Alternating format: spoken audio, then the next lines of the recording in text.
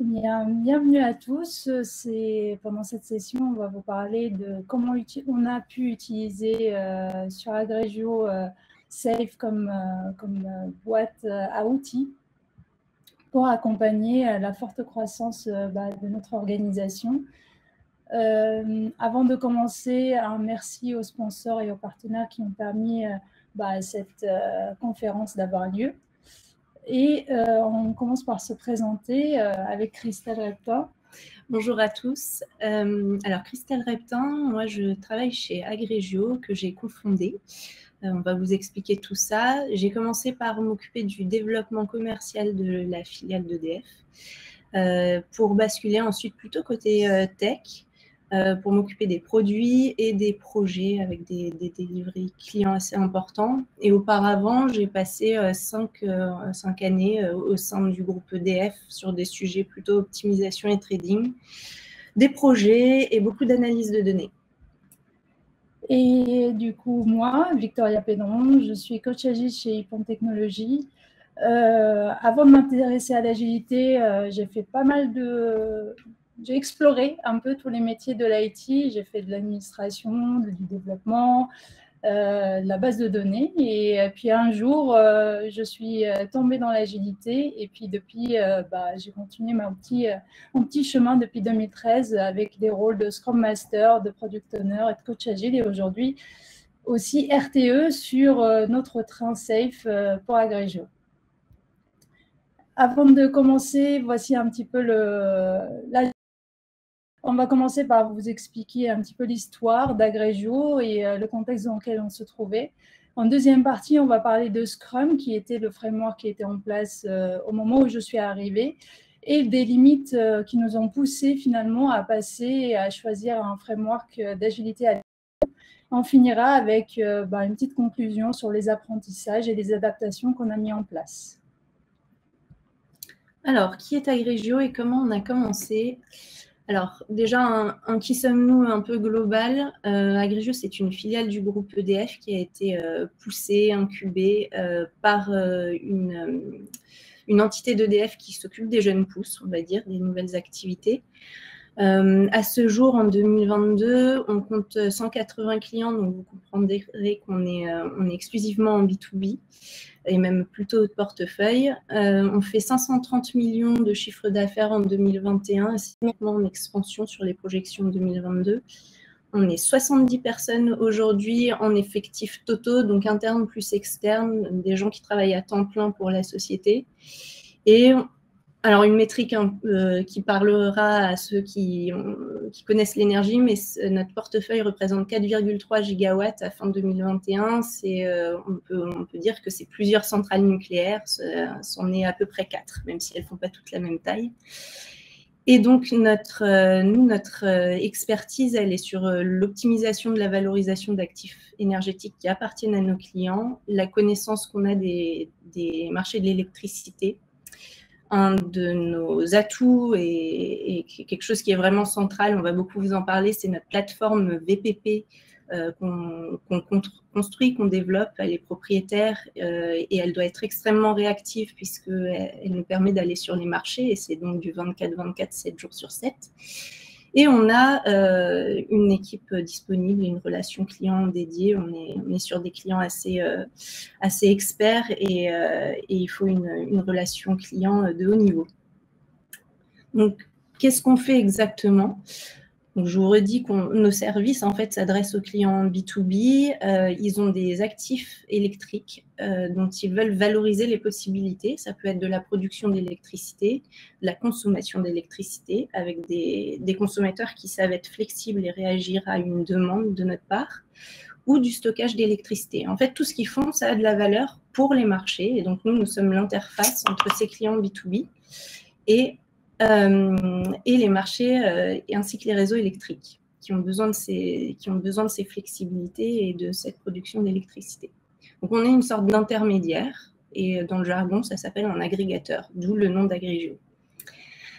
Notre offre vis-à-vis des clients B2B, c'est bien des revenus sécurisés et maximisés et adossé à un accompagnement expert et très opérationnel sur les marchés de l'électricité. Ça se traduit sur le plan technique par une offre qui s'appuie grandement sur les produits numériques qu'on développe. Et donc, en fait, les produits chez nous, c'est un peu notre actif. C'est vraiment le cœur du système. Notre évolution, en quelques mots, on a lancé le projet de création de cet agrégateur en 2016. Donc, nous étions 3 cofondateurs. On s'est fait accompagner pour, en 2017, créer une structure juridique et commencer les développements informatiques. On vous en reparlera. Alors, 2018-2019, on croit. 2018, on lance l'activité opérationnelle, c'est un grand pas. 2019, on met un peu plus d'intelligence dans la plateforme, donc de l'intelligence artificielle. On a une croissance qui est excellente. Nos effectifs, du coup, croissent. Et en 2020, au-delà d'une percée dans un certain type d'offres qu'on développe, on décide de passer en agilité à l'échelle. On va beaucoup vous développer ça. 2021, vous avez sûrement entendu parler du contexte des marchés de l'énergie. Ça nous touche beaucoup en termes de résilience. Donc, on a des gros enjeux sur le développement de nos produits pour être plus résilients. Et on doit gérer une forte industrialisation pour nous permettre de continuer à accroître. Donc, 2022, c'est un peu la continuité. Et donc, vous voyez que du coup, entre le lancement des activités opérationnelles, nous étions 11. Aujourd'hui, nous sommes 70. Et on est passé de 2 à 4 produits développés. Comment ça fonctionne ? Donc, c'est pour résumer une activité qui est quand même assez complexe, mais vous voyez les petites bulles avec des actifs électriques. Il y a de l'éolien, du solaire, de l'hydroélectricité, pardon, des bâtiments tertiaires, des industries, du véhicule électrique, des entrepôts logistiques, bref, tout ce qui injecte ou soutire sur le réseau et qui sait être télépilotable. D'ailleurs, pour répondre peut-être à certaines interrogations, les énergies renouvelables se télépilotent. Donc, ça met un coup aux détracteurs des renouvelables. Donc, nous, on les télépilote, on remonte des informations des sites, que ce soit en termes de disponibilité, des informations d'exploitation et de la télémétrie en temps réel. Ça nous permet de faire les prévisions de possibilités sur chacun des actifs, agréger pour en faire des produits de marché, optimiser ce qu'on bide sur chacun des marchés. Donc, c'est là que vous voyez sur la droite tous les marchés, sans rentrer dans le détail. Là, j'ai mis les gros blocs, mais derrière, il y a une multitude de marchés qui traitent d'horizons de temps différents. Et on a différentes façons d'y accéder, des bourses, des appels d'offres, des enchères et des échanges gré à gré. Donc, une fois qu'on sait ce qui se passe sur les marchés, comment on a été retenu, on dispatche les sollicitations auprès de nos clients. On supervise ça 24 heures sur 24 et 7 jours sur 7. Et on télépilote à distance. Du coup, on leur demande de réagir à distance H24. Les quelques particularités à souligner sont que les produits que nous développons n'ont pas vocation à être commercialisés directement. Ce n'est pas ça qu'on vend. Par contre, ils sont partie intégrante de nos services. Et donc, c'est complètement intégré à l'offre de service et c'est assez central, en fait, dans le service qu'on rend. Et ce qui fait que nos utilisateurs sont bien l'interne d'Agrégio, et notamment les opérateurs qui tournent 24 heures sur 24 et 7 jours sur 7, mais aussi les clients d'Agrégio qui utilisent certains des produits. Alors, on voulait vous dire comment l'histoire a commencé un peu plus en détail. En mars 2017, on choisit 2 grands partenaires du monde de la tech, dont Ypon. Ypon nous met à disposition ses équipes de développement avec un dispositif agile et un encadrement rapproché. Ça nous permet de démarrer très vite, de se mettre en mode Scrum avec des sprints de 3 semaines. On développe en fait 2 produits. Le produit central, c'est la VPP, la Virtual Power Plant. Donc, voilà. Et ensuite, pour pouvoir télépiloter et télémesurer nos clients, on a aussi de l'embarquer avec des box qu'on déploie chez les clients. Mais en termes d'organisation, ce que ça donne à ce stade, en termes d'équipe, c'est côté dev, une seule équipe de développeurs et un CTO. Donc 7 développeurs et un CTO externe. Et côté product management, en fait, la fonction est complètement répartie sur plusieurs personnes, sur les équipes naissantes, en fait, et personne n'est dédié à cette fonction. Et donc, oui, pour l'histoire, on est bon parce que ça nous permet d'avoir, parce qu'ils nous accueillent gentiment, mais aussi parce que ça nous permet d'avoir un maximum de proximité pour accélérer correctement. Pendant ce temps, moi qui étais côté plutôt BizDev, je travaillais ardemment sur le développement commercial, ce qui nous a permis de débuter les opérations en début 2018. Donc après 9 mois de développement intense, on débute les opérations le 1er janvier à minuit et c'est un succès grâce au MVP de la plateforme et des box. Le train aujourd'hui, alors nous on l'appelle Patrick dans le jargon, mais je laisserai Victoria revenir sur le pourquoi.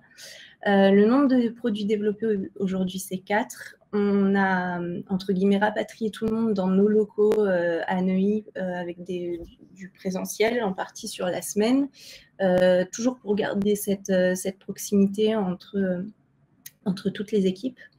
Et notre train, il se compose en termes de team, d'une système team, avec un product owner archi, un Scrum Master DevOps, un DevOps pur, et 4 teams produits, dont le dispositif général, c'est un product owner, un Scrum Master, 1 à 2 tech leads et des développeurs. Donc, selon les équipes, on est sur 3 à 7 développeurs par équipe. Et sur le train, nous nous sommes naturellement accompagnés par les business owners, les stakeholders et puis l'encadrement. Donc, Sony, le CTO, Victoria, que vous avez devant vous, et moi-même. Donc, moi, dans cette histoire, j'arrive en 2019, pile au moment où la croissance commence à se faire sentir. Et je suis agréablement surprise de la culture qu'il y avait sur place. C'était une culture vraiment one team. Tout le monde était engagé, tout le monde était très impliqué dans le développement de ce business et des plateformes, mais aussi avec la limite que ça représente, c'est-à-dire qu'avec un périmètre qui ne cesse de croître, et le besoin de passer le relais et de grandir sans forcément savoir comment on passe de cette équipe Scrum qui est super soudée avec une super culture à l'agilité à l'échelle. Donc, on avait du Scrum, comme on vous a dit, mais il y avait quand même pas mal de petites entorses. Donc, comme disait Christelle, on n'avait pas vraiment un rôle de product owner. Le product management, c'était plutôt un comité. C'est quelque chose qui est proscrit par le Scrum Guide. Donc, il a fallu se réapproprier cette histoire et se réapproprier en fait les entorses à la règle qu'on a pu mettre en place. Et donc, du coup, on a passé en 2019 une phase de retour aux fondamentaux. On a remis en place le management visuel. On a explicité les règles qui étaient en place, nos working agreements. On a identifié les goulots d'étranglement et on a fait de notre mieux pour essayer de répondre à la forte croissance et les enjeux qui étaient en place avec une organisation Scrum. Sauf que Scrum, comme on vous disait, ça représentait certaines limites et ça permettait pas vraiment, ça ne nous permettait pas de répondre à tous les enjeux. Donc, quels étaient nos enjeux au moment où on a décidé de passer à l'échelle? Donc, c'était à partir de janvier 2020 où, du coup, on était convaincus qu'il fallait qu'on fasse évoluer notre organisation et qu'on s'est posé la question avec Christelle sur quel framework utiliser, sachant que notre mode de fonctionnement en tant que start-up représentait pas mal d'avantages et il fallait qu'on trouve une organisation qui nous permettait de continuer à pivoter et en fonction des contraintes et les aléas du marché qui sont très volatiles. On a dû aussi travailler sur les rôles, parce que du coup, les rôles de Scrum Master et de Product Owner n'existaient pas. Donc, il fallait se les réapproprier, les réexplorer, expérimenter des choses avec ces rôles-là pour garder une compétitivité et répondre à un enjeu de maximiser la valeur avec les moyens qu'on avait et avoir une efficience au sein des équipes. Et donc, du coup, pour ça, ces rôles-là sont super importants et il a fallu faire ce pas en avant qui nécessitait du coup une mise en place d'une organisation. Et ensuite, on devait aussi industrialiser parce qu'il y avait beaucoup de choses qu'on n'avait pas forcément en mode MVP anticipées. Et donc, du coup, face à cette croissance et ce succès, il a fallu du coup aller très vite sur l'industrialisation, l'amélioration des outils, répondre à la croissance de l'organisation. Et il nous fallait aussi continuer à nous adapter, continuer à faire évoluer cette organisation parce que le monde et le marché de l'électricité bouge beaucoup et donc du coup il faut qu'on soit capable d'avoir une organisation qui peut évoluer dans le temps. On a choisi pour ça Safe avec un minima d'artefacts, mais avec du coup cette possibilité de le faire, de nous faire évoluer avec le temps en fonction des besoins dont on allait avoir. Et l'avantage principal, c'est qu'aujourd'hui, sur le marché, c'est un des frameworks les plus documentés où on a beaucoup de retours d'expérience, on a beaucoup d'outillage autour de l'agilité et ça nous a permis vraiment de pouvoir commencer quelque part et avoir des bonnes pratiques qu'on allait pouvoir développer ensuite et adapter. Donc, ce qui a donné le coup d'envoi de cette nouvelle organisation, c'était notre premier PI Planning qui a eu lieu en juin 2020. Donc, aujourd'hui, on est à notre 10e.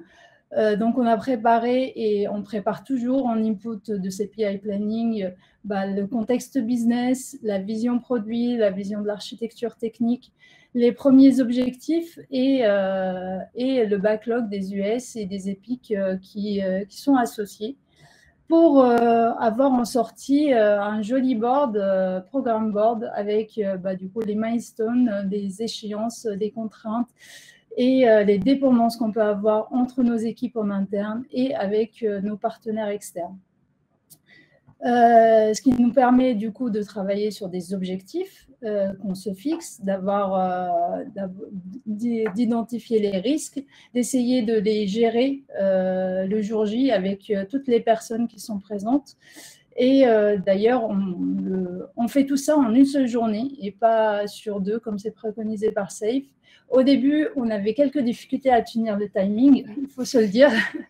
Mais avec le temps, on s'est beaucoup amélioré. Aujourd'hui, le timing, ce n'est plus un enjeu.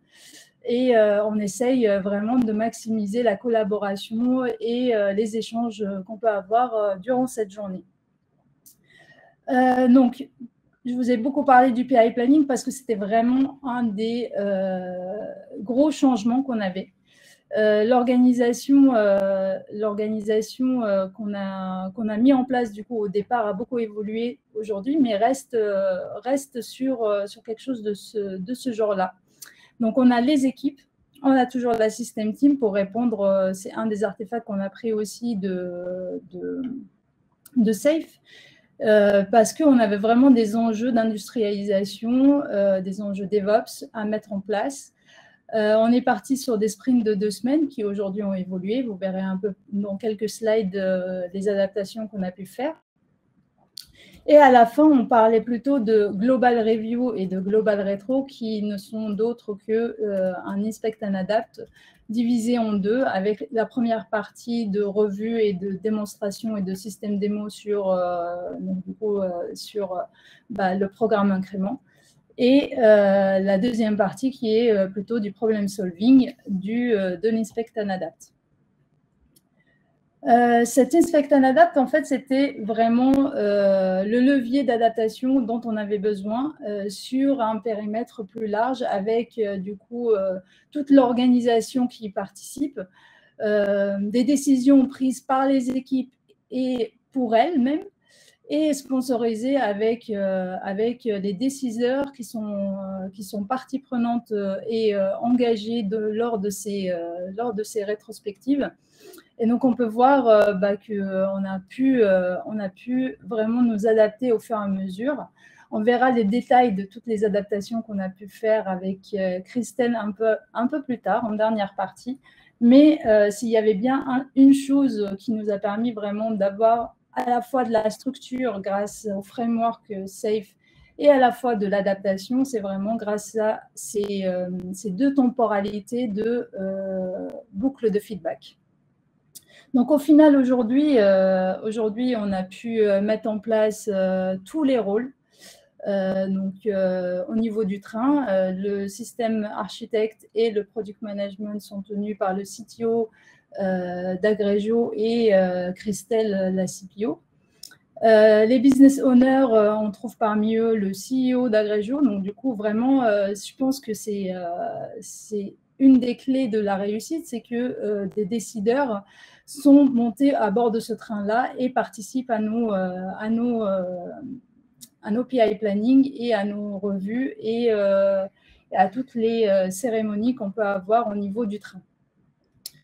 Avec le temps, on a pu aussi ajouter l'IP itération qui nous a permis vraiment aux équipes de prendre du recul, de pouvoir implémenter du partage de connaissances, de pouvoir partager encore plus de choses et faire cette préparation au PI planning qui est nécessaire dans de bonnes conditions. Donc, aujourd'hui, l'organisation, on est passé de 2 produits à 4. On a toujours notre système team qui a un petit peu évolué parce qu'au début, elle était plutôt positionnée comme avec une typologie d'enabler team, et aujourd'hui, elle est plus positionnée en tant que plateforme parce que du coup, on a réussi à relever nos challenges d'industrialisation et de mise en place de tout le socle qui nous permet d'avoir une bonne approche DevOps.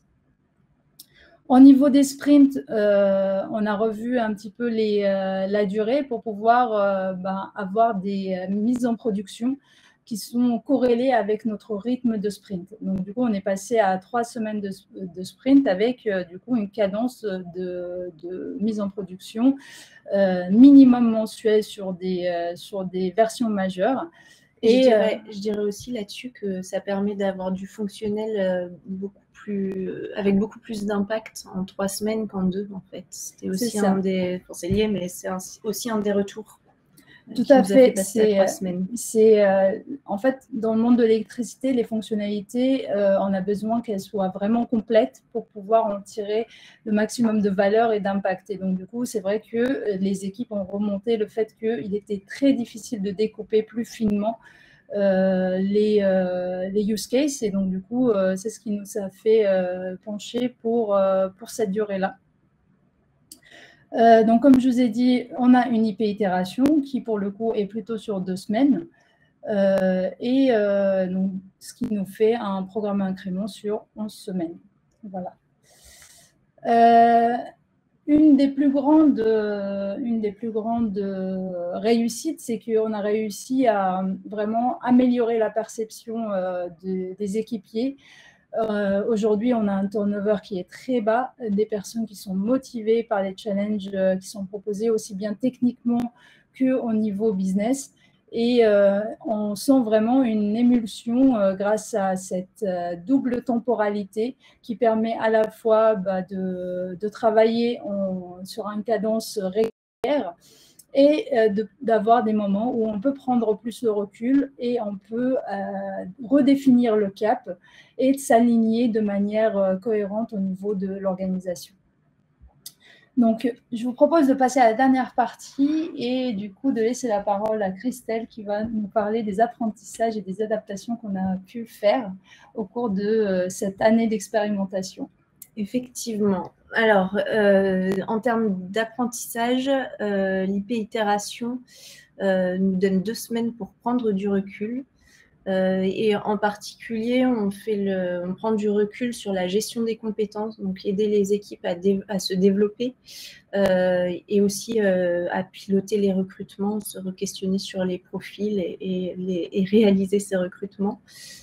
On est dans un questionnement quand même assez continu sur les rôles et responsabilités. Donc, on se refait régulièrement des matrices des attendus et une définition des rôles transverses au niveau du train pour plus de fluidité. Pardon. On a démarré une réinterrogation de l'approche produit. Enfin, on refait des produits de Canvas et on a aussi lancé une grosse démarche de Domain Driven Design. Donc ça, c'est un chantier qui est en cours et qui re-questionne pas mal de choses, mais ça va nous permettre aussi de faire un bel état des lieux sur notre stratégie et là où on investit le plus dans nos produits. Et ça aura des impacts forcément organisationnels. Donc, il y a toute une conduite du changement ensuite à mettre en place. Et c'est déjà le cas parce qu'il faut déjà accompagner la démarche auprès des équipes. Ils en sont partie prenante en réalité. Et on compte sur eux pour la mener avec nous. En termes de processus et d'outils, on fait de l'infra as code, on industrialise les pipelines de livraison, on a migré vers Jira, on utilise de plus en plus et de mieux en mieux Miro. Donc, ouais, en termes d'industrialisation on fait vraiment des grands pas en ce moment et on a encore une belle feuille de route. Et sur le run management, on a mis en place un processus simplifié avec un manager tournant par équipe qui gère les incidents de la semaine.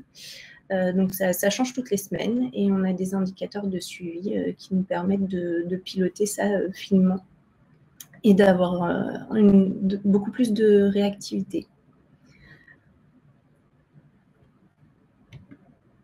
Je pense qu'on répondra aux questions.